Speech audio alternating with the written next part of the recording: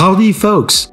Aujourd'hui, une vidéo un peu spéciale puisque l'on va s'intéresser au combat du siècle, à la bataille idéologique qui fait rage en ce moment, à la fracture doctrinale de notre temps, à l'opposition des paradigmes qui divisent les États-Unis et le monde.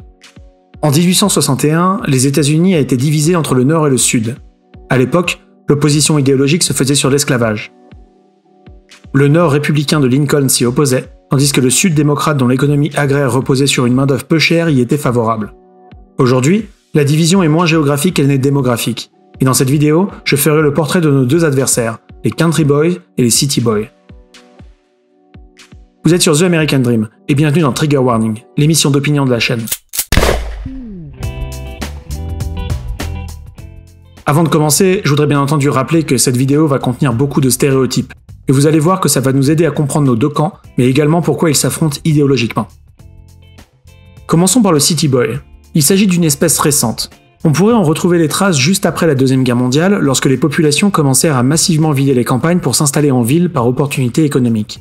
Cependant, le City Boy qui nous intéresse aujourd'hui est celui qui est né en ville, pas celui qui y a migré.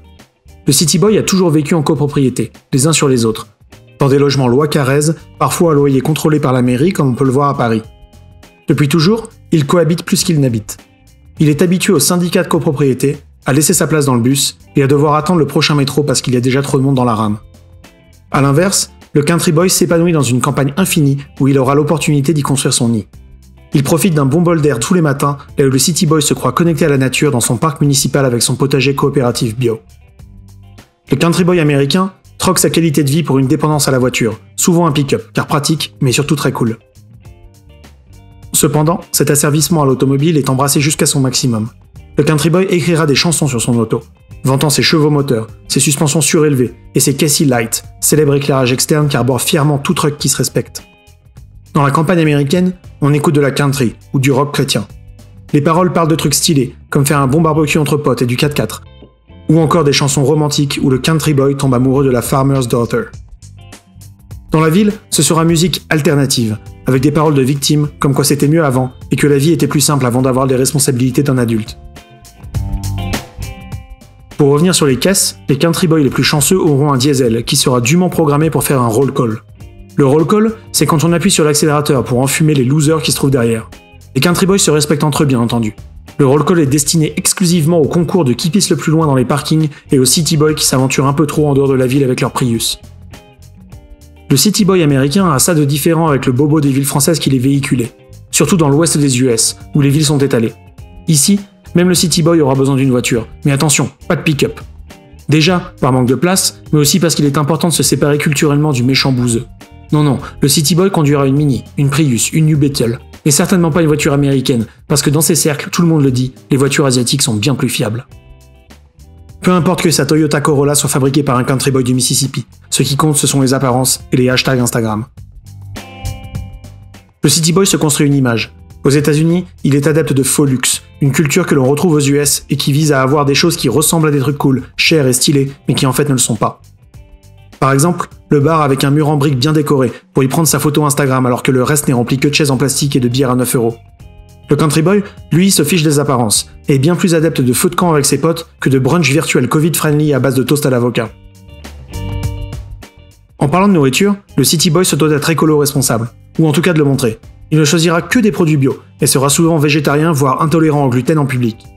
Il refusera les chaînes de restaurants par conscience, à moins qu'elles soient locales et tendance.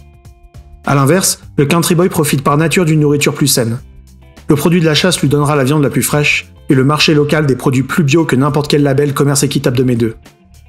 Le Country Boy sait se débrouiller. S'il n'a pas réparé un moteur avant ses 15 ans, c'est qu'il a déjà aidé ses parents à ramener les vaches à l'étable avant la tempête. Il rafistole, répare, recycle, et connaît toujours quelqu'un avec un tracteur, une remorque, un bobcat, un compresseur, ou les bons outils s'il a besoin d'aide. A l'inverse, le City Boy achète tout fait, et n'est armé que d'un tournevis cruciforme et d'une clé Allen Ikea. Son seul espoir de réparer une fuite d'eau est d'appeler un numéro magique sur un magnet de son frigo et ensuite de signer un chèque pour qu'un vrai homme vienne le dépanner. Le City Boy aura fait des études. L'université publique l'aura conditionné au collectivisme et à la mondialisation. Et s'il avait des doutes avant d'y rentrer, la pression sociale le conformera au moule gauchiste s'il veut faire partie de la communauté. Certains à ce stade se rendent compte de la supercherie, et après leurs études retournent à la campagne. Mais pour la majorité, tout est perdu, et le city boy rentre alors dans un cercle vicieux et le bocal à plafond de verre de la vie en ville. Entre ses 25 et 35 ans, il vivra seul, ne s'engageant avec une femme que par opportunité économique pour ne payer qu'un seul loyer. Ils ne se marieront cependant pas, jugeant que c'est trop old school, et que ça n'a pas d'importance puisque love wins et qu'on peut se paxer pour les impôts. À 35 ans, alors qu'il se convainc encore que toutes ses décisions étaient une bonne idée, la réalité biologique rattrapera sa conjointe et ils feront des enfants qui eux aussi grandiront dans un 50 mètres carrés, convaincus qu'il n'y a pas d'autre vie possible alors que nos campagnes se vident. Le country boy au contraire se mariera jeune et fondera une famille très tôt. Il n'aura pas encore de cheveux blancs lorsque ses enfants iront à l'école, et les grands-parents seront encore suffisamment jeunes pour aider avec les gamins. Le country boy se soucie peu de la vie des étrangers. Ce qui l'intéresse, c'est sa communauté et sa patrie. Même s'il ne l'accepte pas forcément, ça lui importe peu que deux hommes s'embrassent sur un banc à Central Park. A l'inverse, le city boy se sent investi d'une mission évangélisatrice. En bon colon moderne, il est convaincu d'être un être supérieur qui doit imposer sa doctrine aux campagnes. Pour lui, il n'y a pas de chacun chez soi.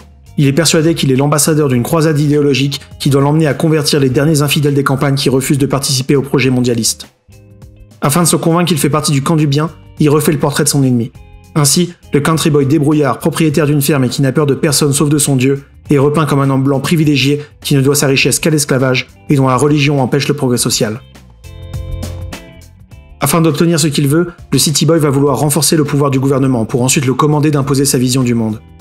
Et lorsqu'il n'obtiendra pas ce qu'il veut, il s'enfermera dans sa bulle d'entre-soi afin de s'autodétruire dans son déni de la réalité. Pendant ce temps-là, le country boy accepte. Petit à petit, ses libertés s'effritent, mais il se console en se disant qu'il a toujours quelques flingues pour se défendre au cas où le gouvernement devienne vraiment hors de contrôle. Les flingues d'ailleurs. Le country boy tire depuis l'âge de 7 ans. Il n'a pas peur des armes à feu, qu'il voit comme un outil soit pour la chasse, soit pour l'autodéfense. Chez lui, tout le monde en a, et les crimes sont presque inexistants. Dans la ville, c'est une autre affaire. Les flingues sont extrêmement régulées, et les city boys n'en veulent pas. Ça n'empêche pourtant pas les tueries de masse d'arriver qu'en ville, et plus spécifiquement dans ce que l'on appelle les gun-free zones, ou zones où les armes sont interdites. Politiquement, le country boy vote républicain. Il veut qu'on lui foute la paix et que l'argent de son travail ne soit pas confisqué par le gouvernement. Il organise lui-même la redistribution des biens autour de lui, souvent au travers de son église, où les plus démunis sont aidés par ceux qui en ont les moyens. En ville, là où le city boy clame les bienfaits du vivre ensemble, c'est paradoxalement la loi du chacun pour soi qui y règne. Chacun se convainc cependant d'avoir rempli sa partie du contrat social en paiement dûment ses impôts, ensuite redistribués par les politiques de carrière de l'État profond, souvent démocrates. Le city boy d'ailleurs vote démocrate, et on aura l'occasion d'y revenir dans le prochain trigger warning. Le city boy worship Obama, et attend les consignes du gouvernement en cas de crise. Que faire en cas de pandémie? Les experts vont nous dire quoi faire. Voilà leur façon de vivre.